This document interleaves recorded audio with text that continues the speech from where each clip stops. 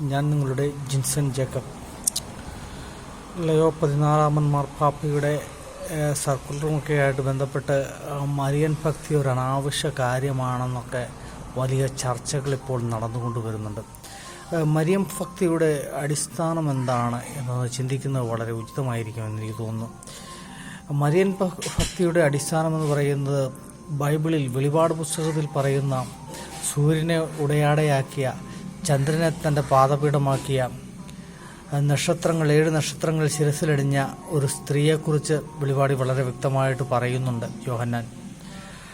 അവിടെ തികഞ്ഞ മാതൃഭാവത്തിൽ തന്നെയാണ് അവിടെ മാതാവിൻ്റെ രൂപം അവിടെ വർണ്ണിക്കുന്നത്. അത് പരിശുദ്ധ കന്യാമറിയത്തെക്കുറിച്ചുള്ളതാണെന്ന് എല്ലാവർക്കും വളരെ വ്യക്തമായിട്ട് മനസ്സിലാവും. സ്വർഗത്തിൽ കാണപ്പെടുന്ന യോഹന്നാൻ കാണപ്പെടുന്നതെല്ലാം ഭൂമിയിൽ ജീവിച്ച് യേശുക്രിസ്തുവിന് വേണ്ടി ജീവത്യാഗം സഹിച്ച വിശുദ്ധന്മാരെയാണ് സ്വർഗത്തിൽ അവർ അലക്കി വെളുപ്പാക്കി ഈ തിരുക്കുമാരൻ്റെ തിരുച്ചോരയിൽ കഴുകി വെളുപ്പാക്കി വിശുദ്ധന്മാരാണ് സ്വർഗരാജ്യത്തിൽ യോഹന്നാൻ കാണുന്നത് എല്ലാവരും. അപ്പോൾ അതിന് കൂടെ നമ്മുടെ പരിശുദ്ധ കന്യാമറിയത്തെയും കാണുന്നുണ്ട്. കാരണം പരിശുദ്ധ കന്യാമറിയവും തീർച്ചയായിട്ടും ഒരു വിശുദ്ധയാണ്. അതുകൊണ്ട് തന്നെയാണ് പരിശുദ്ധ കന്യാമറിയത്തെ സ്വർഗത്തിൽ സർവാഭരണ ഭൂഷിതയായിട്ട് തന്നെ കാണുന്നത്.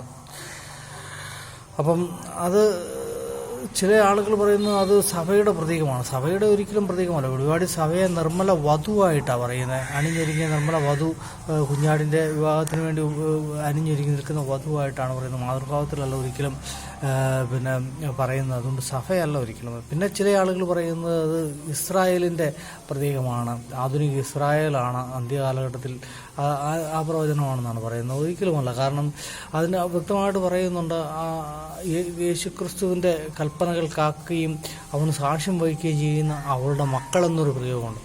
ഇസ്രായേൽ ഒരിക്കലും യേശുക്രിസ്തുവിനെ അംഗീകരിക്കുന്നില്ല.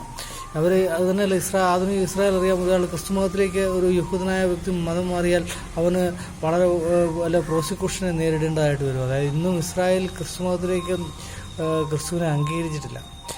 അപ്പോൾ അത് ഇസ്രായേലൊന്നുമല്ല, അത് പരിശുദ്ധ കന്യാമറിയം തന്നെയാണ്. വളരെ വ്യക്തമായിട്ട് ബൈബിൾ പഠിക്കുന്ന ആർക്കും മനസ്സിലാവും വെളിപാടി കാണപ്പെടുന്ന ആ സ്ത്രീ രൂപം എന്ന് പറയുന്നത് പരിശുദ്ധ കന്യാമറിയം തന്നെയാണ്.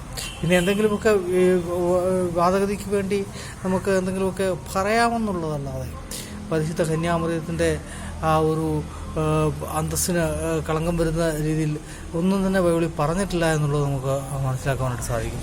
അപ്പോൾ പരിശുദ്ധ കന്യാമറിയത്തിൻ്റെ സഹായത്തിൽ പ്രാർത്ഥിക്കുന്നത് വളരെ വലിയ കുറ്റമായിട്ട് ബിബ്ലിക്കലായിട്ട് ഒരിക്കലും നമുക്ക് പറയാൻ പറ്റത്തില്ല.